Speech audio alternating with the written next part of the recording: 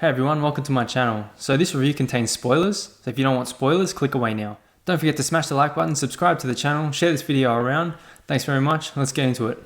This review is just based on the movie and not the adaptations or changes from the comics and the stories. So we open up with a cartoon of Harley explaining her backstory, with how she grew up, how she became a psychiatrist at Arkham, how she met and fell in love with Joker, became a psycho criminal that gave Joker all his great ideas, but now her and Joker have broken up and she's having a crisis of identity. She wants a new look, so she cuts her pigtail shorter, but not very much, so I don't know how that constitutes a big change in appearance, but anyway. We then see Harley at a club drinking, getting loose and not giving an F about anyone. She's in the middle of breakup anger, drinking shots, when, if I remember, she spills a drink on a guy and then he calls her a dumb slut. That was the first instance of overt misogyny in the movie. She then proceeds to jump off the table and break his legs pretty graphically, which attracts the attention of the main villain, Roman Sionis, played by Ewan McGregor.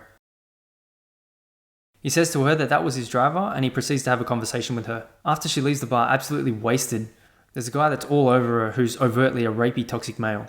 When he and another guy try and put her in a van, Black Canary has a change of heart and kicks their ass, as Harley was too inebriated to do anything. We then see Harley get a bacon and egg sandwich when all the shit goes down. Everyone starts chasing her and coming after her when Huntress arrives. But then it cuts to a flashback, where Harley drives a truck into the Ace Chemicals plant, blowing it up, showing she's on her own now and vulnerable. That's why everyone's after her now, because Joker isn't protecting her anymore. Between the voiceover and cutting back to the main story, she breaks the fourth wall. She also does this a few more times throughout the movie. During the flashback, we get some kind of story plot about a diamond that Roman wants. Renee Montoya is investigating a case and is overtly put down by her superior, who is a stupid male character. No, literally, they made him speak and sound like an idiot who made no sense. After her investigation, she gets a call from Canary, who informs her about the diamond. But then it cuts to more backstory, where Canary and Montoya meet. We see Harley in my favourite scene of this movie, where she busts into a police station with a gun full of beanbags, which was weird but cool, with some badass fighting going through cop after cop, smacking them around with some great music to go with it. But it's then hindered by yet another flashback, with some more backstory, leading up to Sionis about to kill Harley. But she says she'll get the diamond for him. He has a strange demeanour that can't figure out what kind of villain he's trying to be.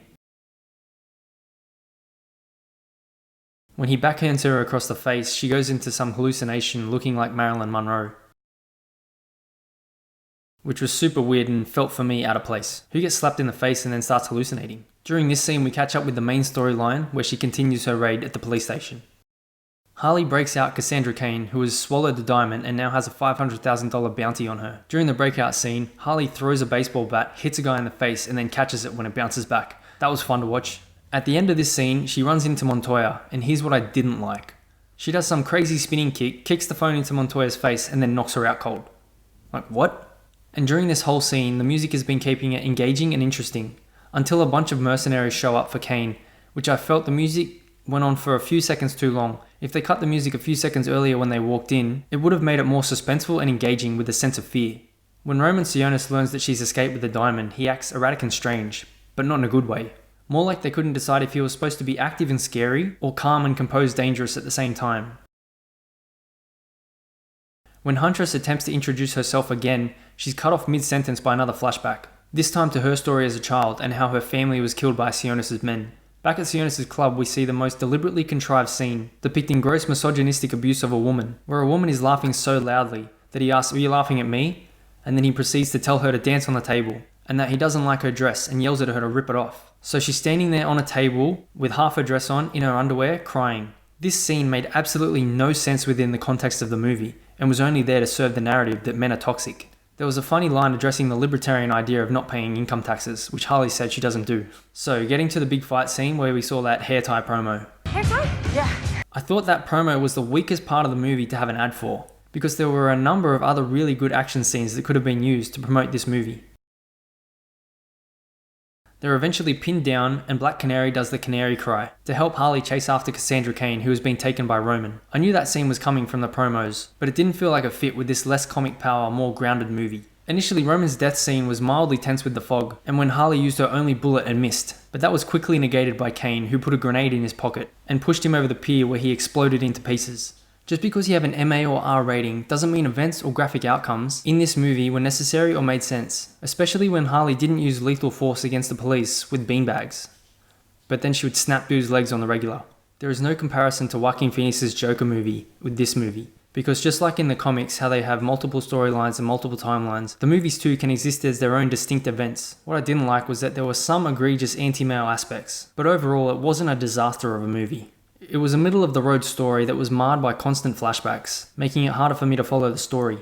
My favourite things about this movie were some great fight scenes and stunts, coupled with accurate accompanying music that set the scene really well. And with regards to the John Wick comparison, the director of John Wick was brought on to help with stunts and choreography.